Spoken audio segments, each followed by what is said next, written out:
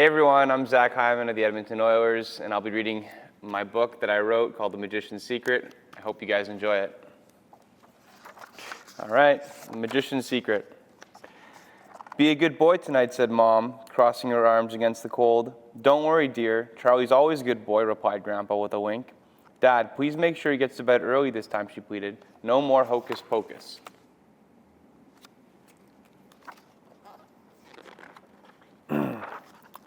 Grandpa was like a big kid who never grew up.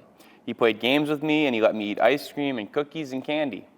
He also knew the most amazing tricks because he used to be a magician. He knew how to pull a rabbit from a hat and make a coin disappear. He would never tell me how he did it, though. He always said that was a magician's secret. But what I loved most were all of his wonderful stories.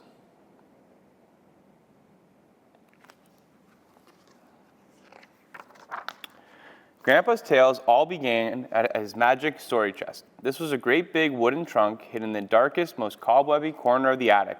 Each time he told me a story, Grandpa would blow the dust off the old chest, open the heavy lid, and reach in for something special he had picked up on one of his adventures.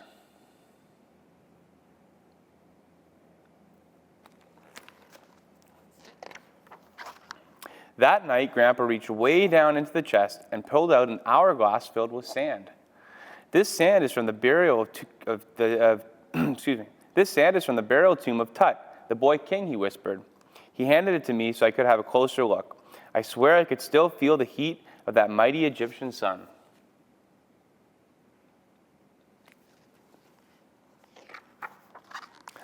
Grandpa told me that he was deep in Tut's tomb looking over ancient relics when he stumbled upon a secret door to an undiscovered chamber. The stone door groaned as he slowly pushed it open. Scorpions scattered and snakes slithered away from the light. Inside, he saw sparkling riches that made his eyes dance with happiness.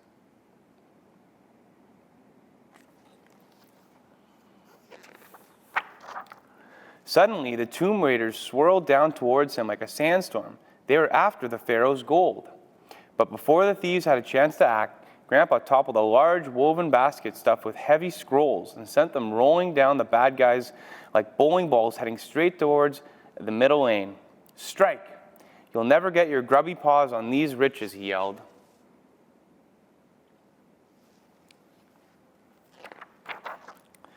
I couldn't wait to hear more of Grandpa's stories. One spring evening, he went to the old trunk and pulled out a long white scarf. This belonged to the Red Baron, the great First World War fighter pilot, he explained. He was the ace of aces, the most feared man alive. Grandpa told me that he once got into a real dogfight with the Baron high in the skies over France.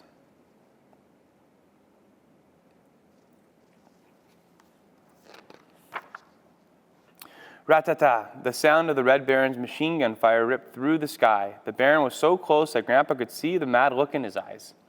Hope you like to swim, he shouted as he squeezed the trigger once more.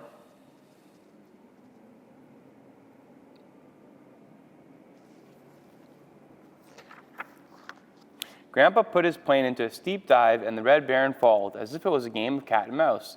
They plunged towards some shimmering water, but Grandpa managed to pull out at the last second. Splash! The Red Baron wasn't so lucky. He took a swan dive into the waves. As Grandpa flew away for one last look, he snatched the scarf from the sky. I'll take that, he said, escaping into the clouds with a grin.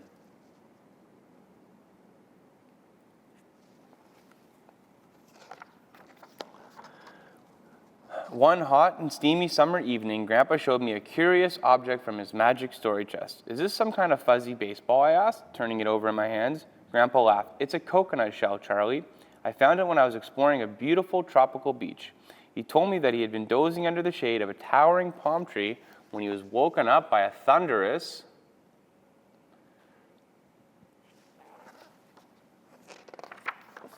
roar. Looming over him was a giant T-Rex, and he hadn't come for the coconuts. The snarling, slobbering dinosaur inched closer and closer, licking his lips and snapping his jaw. Grandpa was going to make a nice light snack. Oh no, he pleaded. Trust me, I'm not very yummy, but the T-Rex kept coming.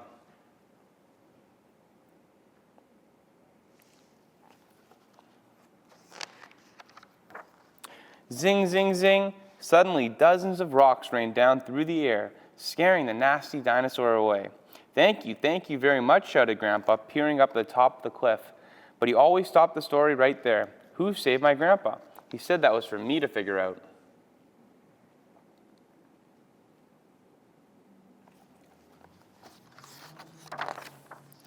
Grandpa's stories made my heart race. Every day I look forward to the next one.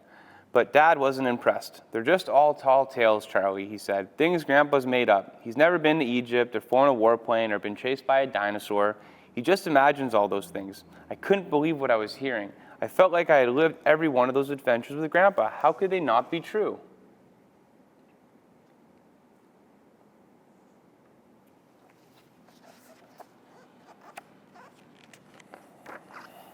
I went to find Grandpa in his room. Dad says your stories are only make-believe, I stammered. I thought you were telling me the truth. Grandpa breathed a deep and heavy sigh. You know the problem with grown-ups, Charlie? They don't have faith in make-believe anymore. And that's too bad, because when you use your imagination, you can turn a dream into something real. You can?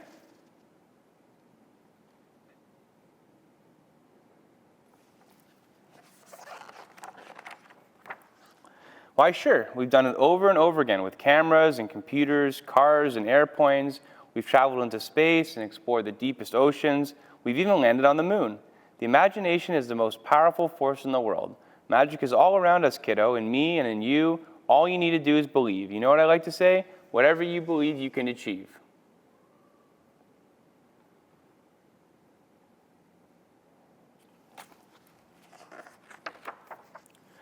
Grandpa pulled up his sleeves and held out his palms to show me they were empty.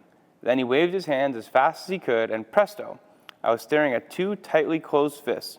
Which one, he asked. I bit my lip and tapped his left hand. What was Grandpa's secret? He opened his fingers one by one, and I saw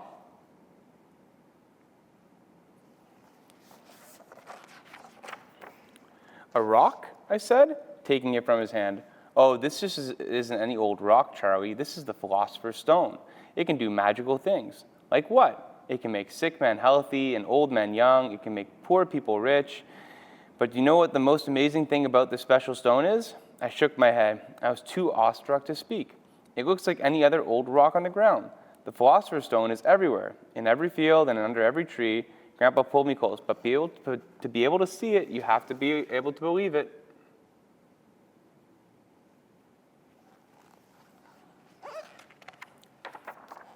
That night, I tucked the stone under my pillow and fell into a deep, deep sleep.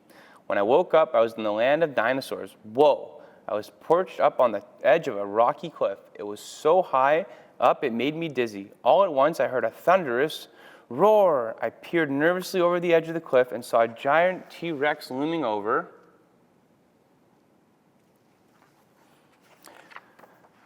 Grandpa, don't just stand there, kiddo, he shouted, waving his hands in the air. Help me. I looked down at the rock I had clutched in my fist, and I knew exactly what I had to do.